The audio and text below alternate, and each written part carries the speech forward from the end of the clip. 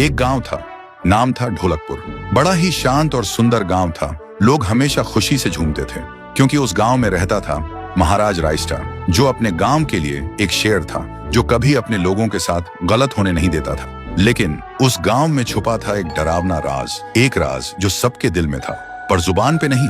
गांव के बीच एक सूखा हुआ पेड़ था जिसे लोग कहते थे श्रापित पेड़। ना कोई उसके पास जाता, ना कोई उससे आंख मिलाता। हर पूर्णिमा के अगले दिन उस पेड़ के नीचे एक लाश मिलती थी। लोग कहते रात में कोई आता है और लाश छोड़ जाता है, लेकिन कभी किसी ने कुछ देखा नहीं, और देखता भी कैसे। जो देखता वो अगले दिन पेड़ के नीचे होता था। एक दिन रायस्टार ने ठान लिया, बस अब और नहीं, इस राज का अंत मैं ही करूंगा, क्योंकि ढोलकपुर का नाम मिट्टी में मिल रहा था। फिर एक पूर्णिमा की रात रायस्टार चुपके से जाकर पेड़ के पास बैठ गया। रात के 2 बजे एक आवाज आई, Tung tung tung tung tung tung tung tung tung सहूर। और फिर वो पेड़ भूत में बदल गया। वो भूत कुछ अजीब सा था, एक भयानक शैतानी हंसी वाला चेहरा, आंखें बड़ी बड़ी। वो पेड़ चल के एक घर के गेट को जोर जोर से खटखटाने लगता है। तभी एक आदमी डर के मारे आवाज सुन के बाहर निकलता है। वो भूत अपने लकड़ी जैसे हाथ से एक ऐसा थप्पड़ मारता कि उसकी सांस वहीं थम जाती है, और उसी जगह उस लाश को ले जाता है और वापस फिर से पेड़ बन जाता था। देखते ही रायस्टार का दिल कांप जाता है, पर वो कुछ बोलता नहीं।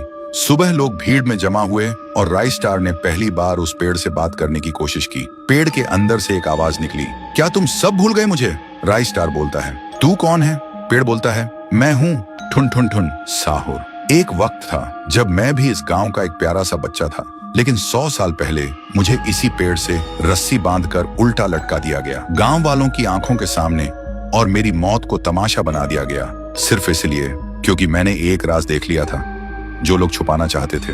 और उसी पल से मेरी रूह इस पेड़ से जुड़ गई।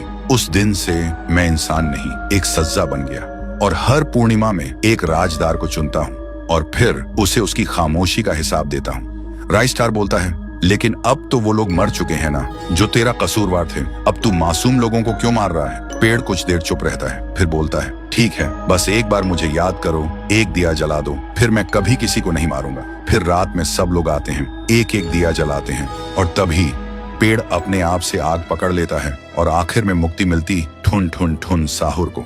उस दिन के बाद गांव में कभी कोई लाश नहीं मिली। हर पूर्णिमा में लोग एक दिया जलाकर उसकी यादों को जिंदा रखते हैं, क्योंकि अगर भूल गए तो सपने में एक आवाज सुनाई देती थी, Tung tung tung tung tung tung tung tung tung सहूर।